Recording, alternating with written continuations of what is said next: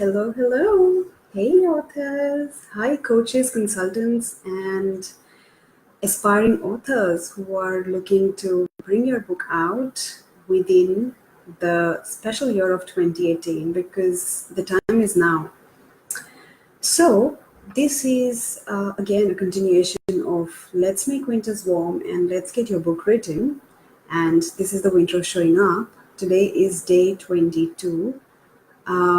And today we are talking about how you can, conduct effective research about writing your book, about, what to put in your book. Of course, there's going to be elements of your personal story, which you're going to kind of insert there. But, when it comes to the solid educational content, how can you create, an effective lineup of topics which the world is talking about and which the world needs to hear, and which is in line with the latest trends and the latest developments in your niche, whatever your genre is. So hi Satyajit and hi Christian Kokoli. Thanks for joining, guys.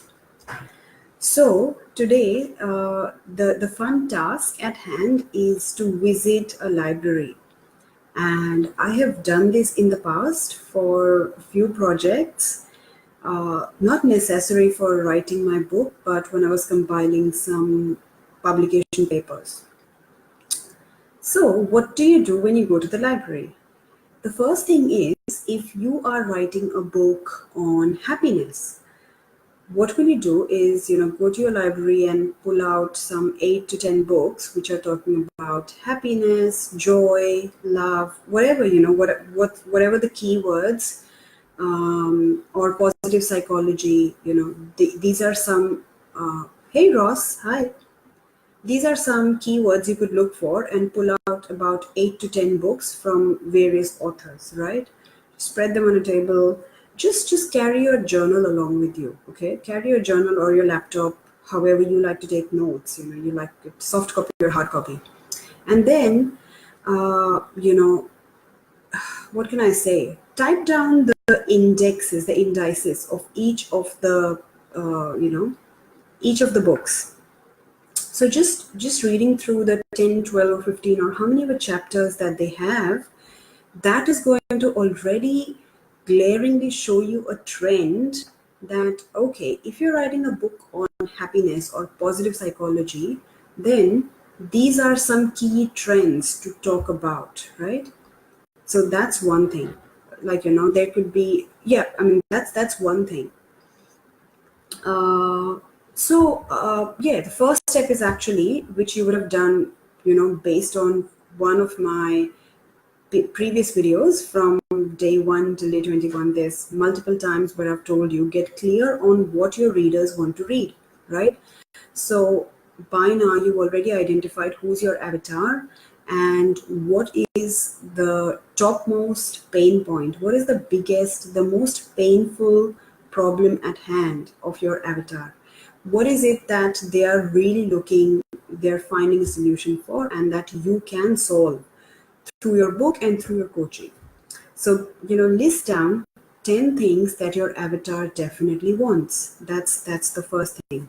And the second thing is, now from those 8 or 10 books which you have pulled out in your niche, go through the index and, create a summary of the 8 to 10 key important things which stood out for you.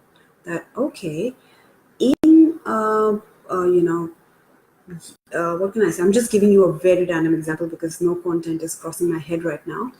But say in a happiness class or in a happiness book, or in the genre, in the niche of positive psychology, everyone is talking about less materialism and minimalism, basically.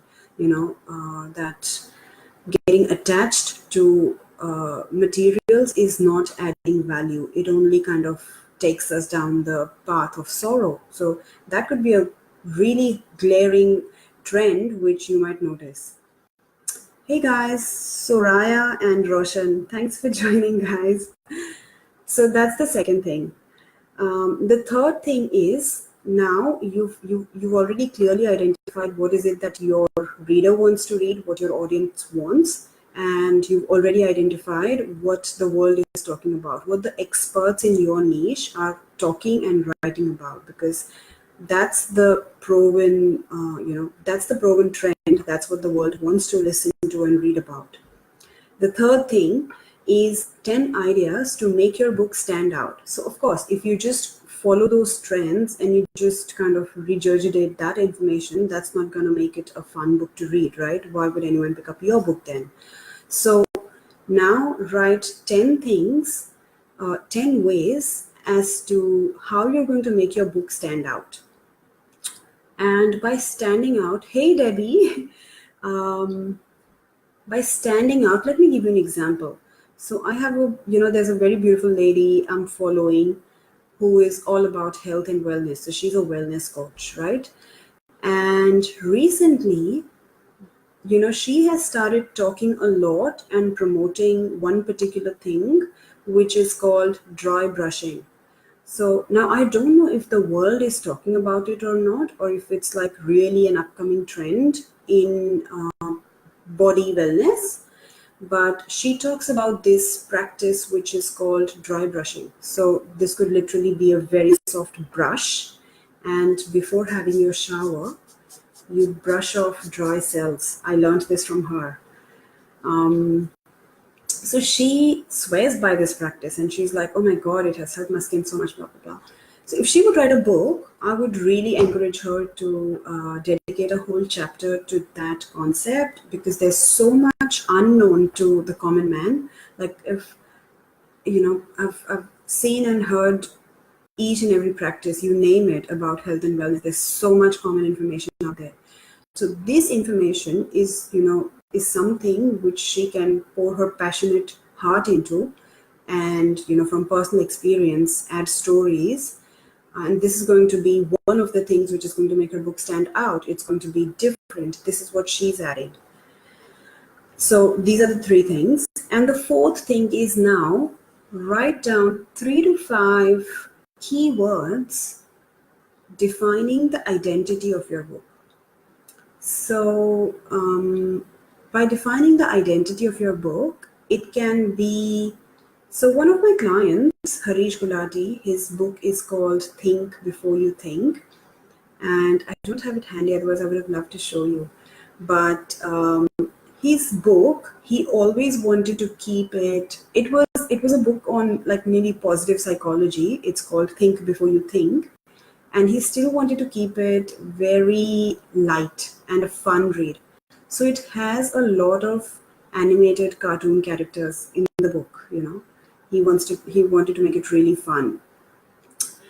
And there's one of my beautiful authors, Shama Upadhyay.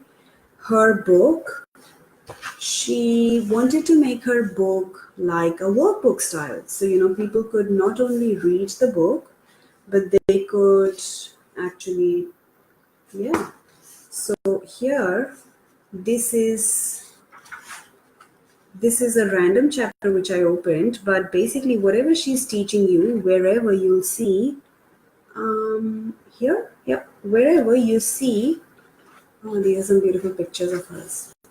So what she has done is, she's not only asking you to write your answers here, but she's been really vulnerable and really open about her own experience. And she has actually provided her own answers. So the bold ones are the questions, and the unbolded text is this positioning. And the unbolded text is her own responses to her own questions. And now she's asking you to have a go. So she's doing a great job of leading by example,